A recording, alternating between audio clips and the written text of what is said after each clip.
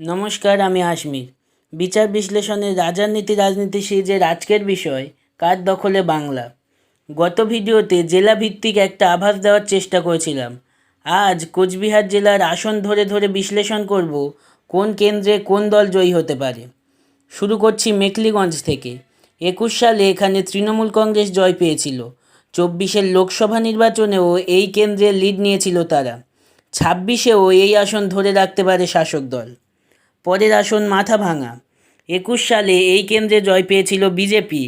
Lead ছিল 19 এবং 24-এর লোকসভা নির্বাচনেও। এবারও এই আসন ধরে রাখতে পারে পদ্মবাহিনী। পরের কেন্দ্র কোচবিহার উত্তর। 19, 21, 24-এর পর 26-এও এই আসনে ফুটতে পারে পদ্ম। পরের আসন কোচবিহার দক্ষিণ। 19-এর লোকসভা নির্বাচনে লিড নেওয়ার পর 21 সালেও এই আসনে জয়ী হয় বিজেপি। 24 সালে এই আসনে প্রত্যাবর্তন করে তৃণমূল কংগ্রেস। তবে আমাদের সমীক্ষায় ইঙ্গিত 26-এ এই আসনে আবারও ফুটতে পারে পদ্ম। পরের আসন শীতলকুচি। 21 সালে সবাইকে চমকে দিয়ে এখানে জয়ী হয় বিজেপি। তবে গত 5 বছরে তিস্তা তোর্ষা দিয়ে অনেক জল বয়ে গেছে। 24-এর লোকসভা নির্বাচনে এখানে লিড নেয় তৃণমূল কংগ্রেস। এবারও জোড়াফুল ফুটতে পারে শীতলকুচিতে। পরের কেন্দ্র সীতায়। গত বিধানসভা নির্বাচনে এখানে জয়ী হয় তৃণমূল কংগ্রেস প্রার্থী। লিড আছে শেষ 2 লোকসভা নির্বাচনেও। এবারও এই কেন্দ্র ধরে রাখতে পারে শাসক দল। পরের আসন হাই ভোল্টেজ দিনহাটা। প্রাক্তন কেন্দ্রীয় স্বরাষ্ট্র প্রতিমন্ত্রী নিশীথ প্রামাণিক ও রাজ্যের উত্তরবঙ্গ উন্নয়ন মন্ত্রী উদয়ন গুহ রসায়ন প্রত্যেকের জানা। গতবার হাড্ডাহাড্ডি লড়াই শেষে মাত্র 57 ভোটে জয় পায় বিজেপি। পরে উপনির্বাচনে 1.5 লক্ষেরও অধিক ভোটে জয়ী হন উদয়ন গুহ। 24-এও এগিয়েছিল তৃণমূল কংগ্রেস। তবে 26-এ সামান্য ব্যবধানে হলেও আবারও জয়ী হতে পারে বিজেপি, অবশ্যই যদি নিশীথ প্রামাণিক প্রার্থী হন তো।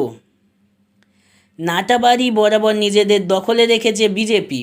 19, 21 এবং 24-এর পর এবার 26-এও এখানে পদ্ম ফোটার সম্ভাবনা প্রবল। কোচবিহারের শেষ আসন তুফানগঞ্জ। শেষ 3 বারের মতো এবারও এখানে বিজেপির জয়ের সম্ভাবনায় প্রবল। সব মিলিয়ে কোচবিহারের 9টি আসনের মধ্যে 21 সালে 7টিতে জয় পায় বিজেপি, 2টিতে জয় পায় তৃণমূল কংগ্রেস। 24 সালে 5টিতে লিড নেয় তৃণমূল কংগ্রেস এবং 4টিতে লিড নেয় বিজেপি। 26-এর নির্বাচনে 6টি আসনে জয় পেতে পারে বিজেপি, 3টি আসনে জয় পেতে পারে তৃণমূল কংগ্রেস। যদিও এটি একটি সম্ভাবনা মাত্র, শেষ কথা জনগণই বলবে। আজকের মতো এই পর্যন্ত। দেখা হবে পরবর্তী ভিডিওতে আলিপুরদুয়ার জেলার সম্ভাব্য ফলাফল নিয়ে। তাই বাংলার 294 আসনের মেগা ওপিনিয়ন পোলের একটিও পর্ব মিস করতে না চাইলে চ্যানেলটি সাবস্ক্রাইব করে অল নোটিফিকেশানে ক্লিক করে দেবেন। আর ভালো লাগলে লাইক, শেয়ার, কমেন্ট করতে ভুলবেন না। ধন্যবাদ।